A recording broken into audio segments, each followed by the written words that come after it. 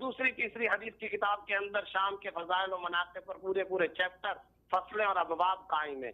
تو شام تو خیر کا دار و مدار، مرکز اور منبع ہے. تو اس مرکز کے لیے دنیا میں خیر نہیں. مفتی صاحب اس مرکز کے لیے اب مسلمانوں کو کیا کرنا چاہیے اس مقدس سرزمین کے لیے؟ ہاں یہ اچھا سوال ہے کہ کیا کرنا چاہیے، بہت ویری گڈ کوشچن. اب میں اس پر ایک بات کہنا چاہتا ہوں. سب سے پہلا کرنے کا کام وہ یہ ہے کہ اسے خدارہ، مذہبی یا فرقہ وارانہ یا کوئی مسلکی مسئلہ نہیں، سب سے پہلا کرنے کا کام یہ ہے کہ اسے انسانی مسئلہ بنایا جائے.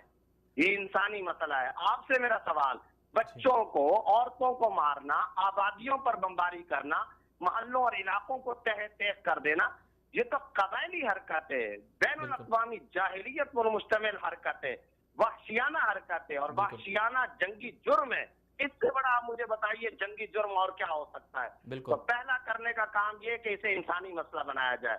دوسرے نمبر پر پورے ممالک اسلامیہ میں بالخصوص اور اس کے علاوہ دیگر ممالک کے اندر بھی عوامی سطح پہ پریشر ڈیولپ کیا جائے.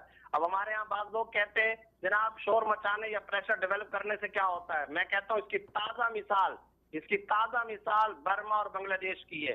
بنگلہ دیش اپنی سرحدیں نہیں کھول رہا تھا، عوامی سطح پر پریشر ڈیولپ ہوا ہے، لوگ سڑکوں پر آئے، پوری دنیا کے اندر آئے، بنگلہ دیش نے اپنی سرحدیں کھولی ہیں. پھر دن میں آ سکتے ہیں، برمی بیچارے رات کو نہیں آ سکتے. پھر پریشر ڈیولپ ہوا، نتیجتاً انہوں نے ساری سرحدیں کھولی ہیں.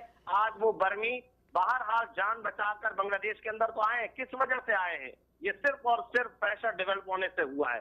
ایک تیسرے نمبر پر کام امت کا جو اشرافیہ طبقہ ہے اور اثر و رسوخ والا طبقہ ہے، وہ تمام اسلامی ملکوں میں مقامی متعلقہ روسی اور شامی سفارت خانوں سے نہ صرف ملاقاتیں کریں بلکہ اپنا بھرپور احتجاج ریکارڈ کروائیں. عرب ملکوں کے علاوہ انڈونیشیا، ملیشیا میں یہ کام کیا جائے.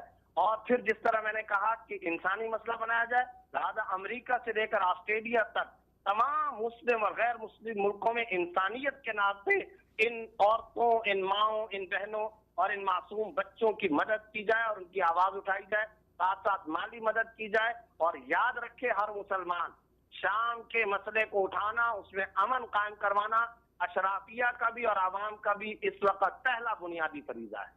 جی مفتی صاحب بہت شکریہ، آپ نے ہمیں وقت دیا.